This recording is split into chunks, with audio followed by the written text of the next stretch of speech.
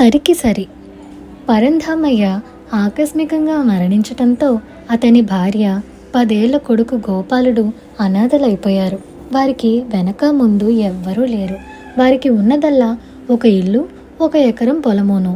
పరంధామయ్య పొలం ధనుంజయుడనే భూస్వామి పొలాన్ని చేరి ఉన్నది. పరంధామయ్య బతికినంత కాలము అతని రెక్కల కష్టంతో బతికిన పరంధామయ్య భార్య ఇప్పుడు నిస్సహాయరాలు కావటం చేత ధనుంజయుడు ఆమెకున్న ఎకరం పొలానికి మామూలు ధర కన్నా ఎక్కువ ధరిస్తానని మాట ఇచ్చి తన పొలంలో కలిపేసుకున్నాడు. నీ పొలం తాలూకు డబ్బు నా వద్దనే ఉండని, ఆ డబ్బును వడ్డీకి తిప్పి నీకెప్పుడు కావాలంటే అప్పుడు ఇస్తాను. ఈలోగా నీ కొడుకు పెద్దవాడవుతాడు. డబ్బు నీ దగ్గరే ఉంటే నిన్నందరూ మోసం చేస్తారు అన్నాడు ధనుంజయుడు. పరంధామయ్య భార్య ఈ మాటలు నమ్మి డబ్బు ధనుంజయుడు వద్దనే ఉండనిచ్చి తన శరీర కష్టంతో కొడుకును చదివించింది. కాలక్రమాన గోపాలుడు పెద్దవాడై బస్తీకి పోయి పెద్ద చదువులు చదవాలనుకున్నాడు. అందుకు డబ్బు అవసరం గనక పరంధామయ్య భార్య ధనుంజయుడిని డబ్బు అడిగింది. నీ డబ్బేమైనా నా దగ్గర దాచిపెట్టావా? నీకెందుకు డబ్బు ఇవ్వాలి అని ధనుంజయుడు ఆమెను అడిగాడు. పరంధామయ్య భార్య నిర్ఘాంతపోయింది. ఆమెకు ఎవరో చేస్తారని చెప్పిన అన్యాయం ధనుంజయుడే చేశాడు. ఆమెకు మతి పోయినట్టు అనిపించింది. ఇంకా ఏం చేయాలో తెలియక ఆమె ధనుంజయుణ్ణి ఎన్నో రకాలుగా బతిమాలి భంగపడింది. ఈ విషయం తెలిసి గోపాలుడు కోపంతో చిందులు తొక్కాడు. అసలు వీడిని నమ్మి డబ్బు దాచుకోవడం మనదే పొరపాటు, వీడికి సరైన గుణపాఠం నేర్పాలి అన్నాడు వాడు తల్లితో. గోపాలుడికి అనంతుడనే స్నేహితుడున్నాడు. అనంతుడి తండ్రి స్వర్ణకారుడు. అతనికి మంచి పేరుంది. గోపాలుడు జరిగినదంతా అనంతుడి తండ్రికి చెప్పి అతని వద్ద కొన్ని పాత బంగారు నగలు తీసుకున్నాడు. ప్రతిరోజు సాయంత్రం వేళ ధనుంజయుడి వద్దకు ఊళ్ళోని పెద్దలు వచ్చి లోకాభిరామాయణం మాట్లాడుతూ ఉంటారు. అలా 10 మంది ఉన్న సమయంలో గోపాలుడు నగలతో సహా ధనుంజయుడి ఇంటికి వచ్చాడు. ధనుంజయుడు గోపాలుడిని చూసి కంగారు పడ్డాడు. 10 మందిలోనూ డబ్బు విషయం అడిగి అతన్ని అల్లరి పెడతాడేమోనని.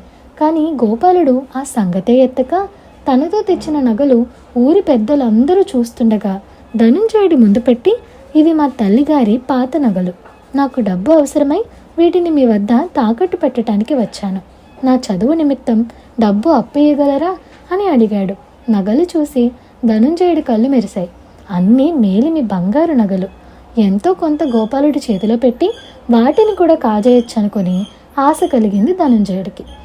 అలాగా పాపం, చదువు కోసం అంటున్నావు కనుక ఎంత కావాలో అంత పట్టుకుపో అన్నాడు ధనుంజయుడు అందరి ముందు తన ఉదారతను చాటుకుంటూ. ఎంతో వద్దులేండి, 500 ఇవ్వండి చాలు అన్నాడు గోపాలుడు. ధనుంజయుడు గోపాలుడికి డబ్బిచ్చి పంపేశాడు.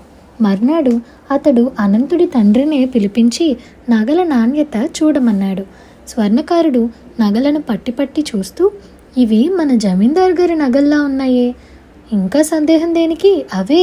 చాలా రోజుల క్రితం నేనే తయారు చేసి ఇచ్చాను.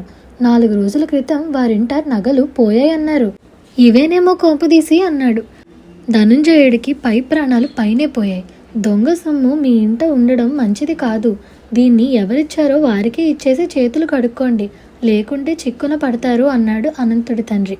అతను వెళ్ళిపోయాక ధనుంజయుడు గోపాలుడికి కబురు పెట్టి, నాకు అవసరంగా డబ్బు కావాల్సింది. నీ నగలను తీసుకొని నా డబ్బు నాకు ఇచ్చేయి, వడ్డీ ఏం వద్దులే అన్నాడు.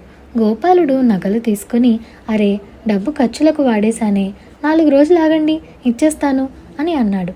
ముందు నగలు వదిలితే అదే చాలనుకొని ధనుంజయుడు గోపాలుడి మాటకు సరేనన్నాడు. వారం రోజులు గడిచాయి. ధనుంజయుడు 10 మంది పెద్దల మధ్య ఉండగా గోపాలుడు వచ్చి, మీ డబ్బు తెచ్చాను, నా నగలు నాకు ఇప్పించండి అన్నాడు. ధనుంజయుడు క్షణం పాటు నిర్ఘాంతపోయి, నీ నగలు అప్పుడే ఇచ్చేస్తేనిగా, ఎరగనట్టు మాట్లాడతావేం అని అన్నాడు. గోపాలుడు ఆశ్చర్యం నటిస్తూ, ఆ నగలు నేనెప్పుడు తీసుకున్నాను? మీ వద్ద డబ్బు తీసుకున్న మర్నాడు నేను బస్తీకి వెళ్ళి ఇవాళే వస్తున్నాను. నేను ఊళ్ళో కూడా లేనే. 5,000 ఖరీదు చేసే నగలు కాజేస్తారా? ఇంతకన్నా ఘోరమైన అన్యాయం ఉంటుందా అన్నాడు పెద్దలతో. ఆ పెద్దలే గోపాలుడి సాక్ష్యం.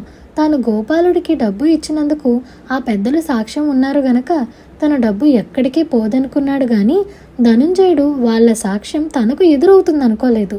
పెద్దలందరి మొహాలు ధనుంజయుడి కేసి తీవ్రంగా చూశాయి. ఏమన్నా పెద్ద మనిషివయ్యా, ఆ కుర్రాడు నీ వద్ద నగలు తాకట్టు పెట్టడం మేం కల్లారా చూస్తేమే కదా. వాడు బాకీ తీర్చకముందే నగలు తిరిగి ఇచ్చానంటావు, ఏమన్నా నమ్మే మాటేనా అన్నాడు ఒక పెద్ద మనిషి. ధనుంజయుడు ఇంకా ఉండబట్టలేక, ఇవి దొంగ నగలు, జమీందారు గారివి. ఈ కుర్రాడు ఎలాగో వాటిని కాజేసి నా దగ్గర తాకట్టు పెట్టాడు. ఆ విషయం తెలియగానే నేను వాటిని వాడికి తిరిగి ఇచ్చేశాను అన్నాడు. అందరూ గోపాలుడికేసి అనుమానంగా చూశారు. అదే సమయంలో అనంతుడి తండ్రి వచ్చి, బాబు, నగల మజూరీ ఇప్పిస్తారా అని ధనుంజయుడిని అడిగాడు. ధనుంజయుడు మండిపడి, ఏ నగల మజూరీ అని అరిచాడు. అలా కోప్పడతారేం బాబు, తమ పాత నగలు కరిగించి కొత్తవి ఇచ్చాను కదా, వాటి మజూరీ అన్నాడు అనంతుడి తండ్రి. ఈ మాటలకు ధనుంజయుడికి పిచ్చెత్తిపోయింది. జరిగిన మోసం అర్థమైంది కూడా. కానీ ఏం చేయగలడు? ఈ స్వర్ణకారుడే ఆ నగలు దొంగ నగలని భయపెట్టి గోపాలుడికి తిరిగి ఇప్పించాడని చెప్తే ఎవరు నమ్ముతారు?